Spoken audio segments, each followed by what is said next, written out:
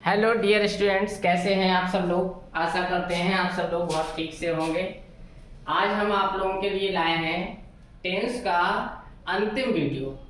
ये इससे पहले हम 11 टेंसेस पे चर्चा कर चुके हैं।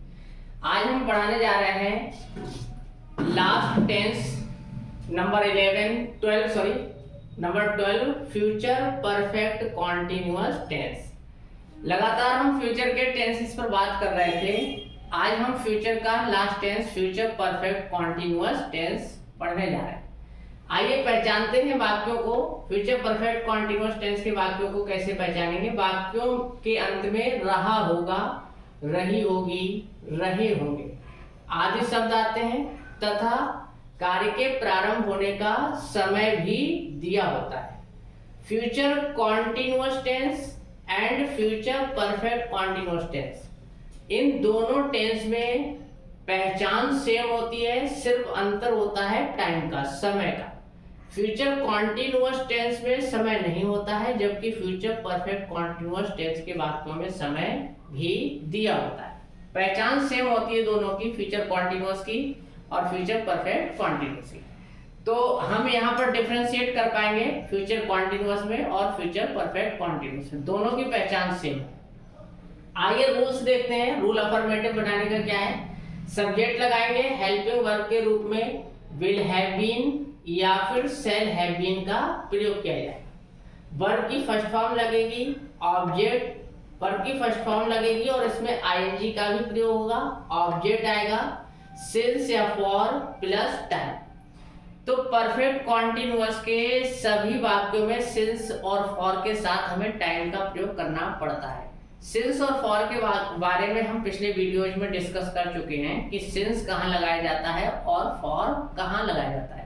सिंस फॉर का प्रयोग एक स्पेशल वीडियो में, हम छोटे से वीडियो में फिर से डिस्कस करेंगे, जिसको देख लेना।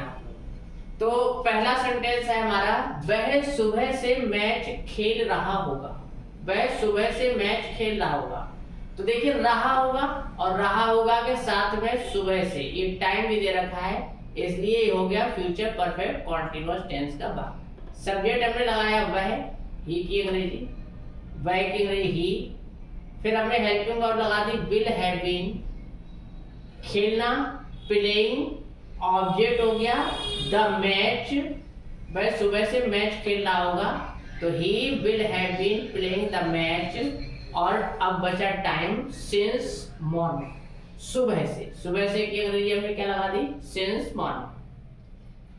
हम 2 बजे से फिल्म देख रहे होंगे, तो हम की अंग्रेजी यानी बी के साथ हमने लगा दिया शैल हैव बीन। इससे पहले भी मैं बता चुका हूं कि आई और बी के साथ हम शैल हैव बीन का यूज करेंगे, या शैल यूज होगा या शैल भी यूज होगा, क्योंकि इससे पहले चारों टेंसेस में हमने बताया फ्यूचर इंडेफिनिट में विल शैल, फ्यूचर कॉन्टिन्यूअस में will have will be shall be, और फ्यूचर परफेक्ट में विल हैव शैल हैव, और फ्यूचर परफेक्ट कॉन्टिन्यूअस में विल हैव बीन और शैल हैव बीन। तो हम विल का प्रयोग अदर सभी के साथ करते हैं और शैल का प्रयोग आई और बी के साथ करते हैं। तो यहाँ पर फिलहाल हमारा सब्जेक्ट बी है, तो बी के साथ हमने शैल हैव बीन का यूज किया है। वी शैल हैव बीन देखना, देखने के अंग्रेजी वॉचिंग, सीइंग भी लगा सकते हैं, वॉचिंग मूवी सिंस 2 o'clock, 2 बजे से। 2 बजे एक निश्चित समय है, इसलिए हमने यहाँ पर सिंस का प्रयोग किया है। निश्चित समय के लिए सिंस और अनिश्चित समय के लिए फॉर का यूज होता है।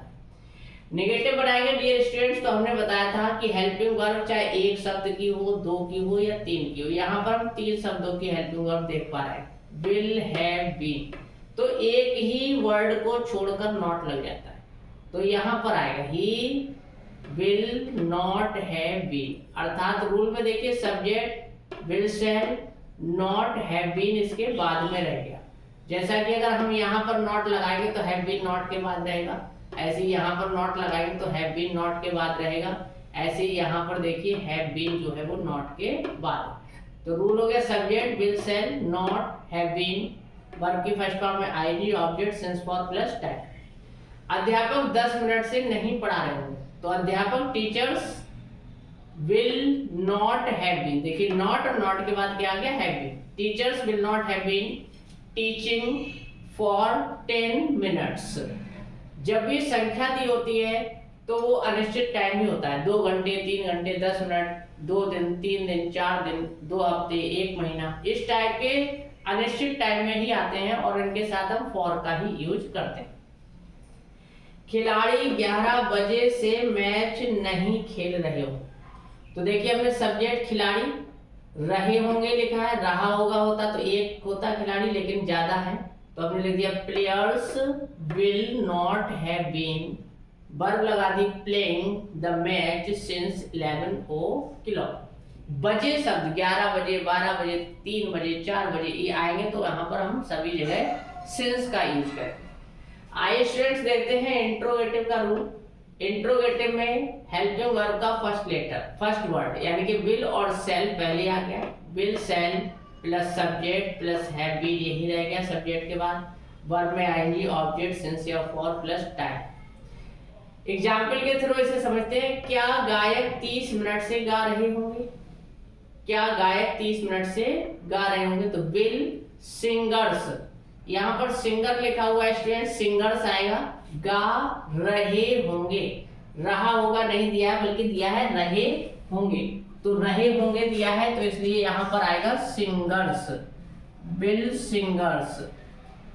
Will singers have been singing, तो will singers have been singing for 30 minutes, क्या गायक 30 मिनट से गा रहे होंगे। बच्चे 10 बजे से क्या पढ़ रहे होंगे। डियर स्टूडेंट्स देखिए यहाँ पर क्या अगर शुरुआत में दिया होता है तो उसकी कोई अंग्रेजी हमें नहीं लगानी होती, केवल हेल्पिंग वर्ब से ही काम चल जाता है। लेकिन यही क्या, कब, क्यों, कहाँ, कैसे ये शब्द अगर आते हैं बीच में सेंटेंस के या शुरुआत में ना आकर के बाद में कहीं पर भी आते हैं तो इनकी अंग्रेजी हमें पहले लगानी होती है। तो यहाँ पर देखिए क्या दिया है, यहाँ पर भी क्या दिया, अंतर इतना है कि यहाँ शुरुआत में दिया तो इसकी अंग्रेजी हमें नहीं लगानी, लेकिन यहाँ दिया है बाद में तो हमें इसकी अंग्रेजी लगानी पड़ेगी व्हाट। अब यही रूल फॉलो करना है, व्हाट के तुरंत बाद तुम्हें चिल्ड्रन नहीं लिखना है, व्हाट के बाद हेल्पिंग वर्ब लानी, यानी कि हेल्पिंग वर्ब सब्जेक्ट से पहले ही आए। तो हमने लिखा व्हाट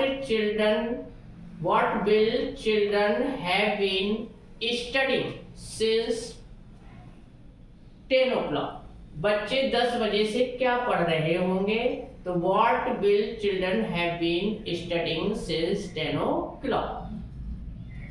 इंट्रोगेटिव नेगेटिव के रूल में सब्जेक्ट के बाद नॉट आएगा और फिर हैव बीन आएगा। देखिए रूल यही है, ये वाला रूल है, विल सेल सब्जेक्ट, अब इसमें नॉट और आ जाएगा, नॉट और उसके बाद हैव बीन।